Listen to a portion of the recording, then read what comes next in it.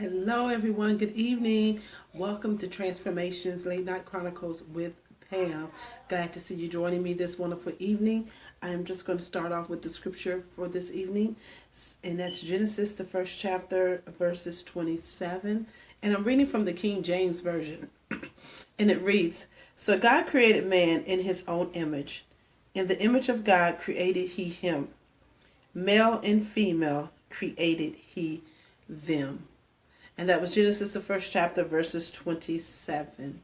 And I thank each and every one of you for joining this evening of Transformation Chronicles with Late Night Chronicles with Pam. I hope you had a wonderful evening and a blessed day as you're getting prepared for your down. When I look at you, I see the fat little kid, the short-tempered. When I look at you, I see the ugly, scared little girl. When I look at you, I see anger, I see hatred. I see the dark-skinned girl that nobody likes. I see the light-skinned girl that nobody likes. When I look at you, I see the one with the nappy hair, the straight hair, and the long hair. I see the one that everybody loved and nobody else loved. When I look at you, I see the lost soul. I see death. I see unforgiveness. When I look at you, I see confusion and I see misunderstood. When I look at you, I see rape. I see abortion. When I look at you, I see the teen mom that's struggling, that doesn't know what to do, that's looking for love in every other places but where it could be given. When I look at you, I see disappointed. I see we get angry with the fathers. And we get mad at the dads because they may not be there anymore, or they may have left you for someone else, or he may be the one that abused you, and he may be the one that took you for granted. And we look at the child that we have with them, and we take out the anger that we have with the fathers, and we take it out on the children. So when I look at my child, I don't see the child that I birthed and the child that I love and the child that I gave the name to. I see the man that hurt me, the man that abused me, the man that abandoned me for someone else, no matter all the things that I did for him. And a lot of times, ladies, as single moms, we take a lot of stuff out on our children because we're mad at the father. But then when we dig a little deeper, and here at Transformation, that's what we do. We have you dig a little deeper, peel back the onion, and really find out the fact that when I look at things right in front of our faces, for us to see that that is us. I can't judge you because you are me. You know, when I look at you, my child, I love you dearly, beloved, but you are me. And, you know, tonight is just trying to inspire and bring awareness to a lot of moms out there, even a lot of dads out there, that you look at your children, guys, and you may be mad at the mother because she may have abandoned them. She wasn't the mother that you wanted to be. She treated you wrong. And you look at the child and you get angry at the child and you take your anger out of the child. And it becomes to abuse, and you may hit the child because you're angry at the father because he won't do what you want him to do. But you don't take that anger out on the dad or anyone else. You're jerking me around and you're beating me. That is all I know. So now I have you and I'm doing the same thing to you. And we call them generational curses. And to a sense, that's what they are. Because a lot of times they're generational curses. They're in the DNA. If great-grandma taught grandma this and grandma didn't learn any better, she teaches your mom the same thing. Then your mom does the same thing to you because that's all she knows. But someone has to break the cycle. Someone has to break the curse. Someone has to break the cycle of abuse, of anger, of bitterness, and of hurt. Because if you can continue that cycle, you're going to start to raise a generation of young girls that are going to be doing the same thing. But it's getting worse. And so I'm here to just share and say that, and to bring alignment to the fact that a lot of times as older women, we go through some things, and we've been through some things, and we've been through some love. So a lot of times, guys, you know, if she hasn't been taught or hasn't been seen, if she's in a home where it's just abuse and it's just argument and it's just chaos and it's just being cursed at, that's all she knows. until she breaks the cycle. But in order to break a cycle, we have to realize that there is a problem. And a lot of times we don't want to realize there is a problem. And that problem continues on. And it continues on from generation to generation.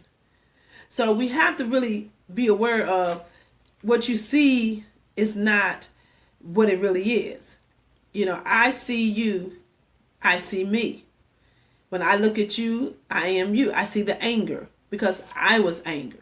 Because my parents were angry. I lived in an angry household and all I know is angry. I always tell my son and my children that, like I was saying, confusion, chaos, it loves company. And it really does. Because, conflicts in relationships. And a lot of times the person that's arguing really doesn't understand it because that's all they saw. When they were growing up, that's all they saw. They were taught from what they saw. We teach our kids. Our kids learn from what we do, people. So what we do, they learn from. So if the child is in a household and that's all they see is their parents arguing or the mother and her boyfriend arguing all the time. Well, the little girls grow up and think it is okay that their boyfriend is arguing with them, that their boyfriend is putting his hands on them, that their boyfriend is cussing them out. They're looking to say, well, that's okay because that's all they know, because that's what they saw in their household, and not realizing that that's not love. We know this month is month of February, and it's Valentine's Day and Valentine's, and you see all the love things going around. But if you don't see love in your home, you don't understand what love is. So we have to be very careful, ladies, when we're raising our children and we get into relationships. We can't kill you. All you can do is look at you and love you. And say to yourself, I see me, so I can't kill me, but love me in spite of my anger, my bitterness, my hatred. I begin to embrace me. I begin to give me strength. Because deliverance won't happen until you begin to love you. And when you begin to embrace you. So when you begin to look at the mirror and you say to yourself, I can't kill you, but I can love you. I can ask God for deliverance. I can ask God to heal the brokenness and to heal the hurt and to show me where the anger is coming from. In that the reason why I beat my child so much and yell and scream at her is because my mom beat me and yelled at me because her mom beat her and yelled at her. And no, God still loves you. No matter what, God still loves you. And when we begin to ask God to mend those things and to mend the hurt and the pain, then we won't be trying to kill us. So you can't kill you when you're looking at you right in front of you. So when you tell your kids, and those of us who have kids, and you hear it when you're growing up, you look like your dad, you look like your mom, you act like your dad, you act like your mom, and all those things. You can't kill you. Moms, you can't kill you and your kids. Only you can do is embrace you and break the cycle, break the curse that is happening. We see a lot, and many of you may see it a lot, of young girls and our teen moms and our young moms. They're screaming at the children, they're cussing the kids out, they're jerking them up here and there, because that is what was done to them, because no one has taught them that you don't have to do all that. Curse.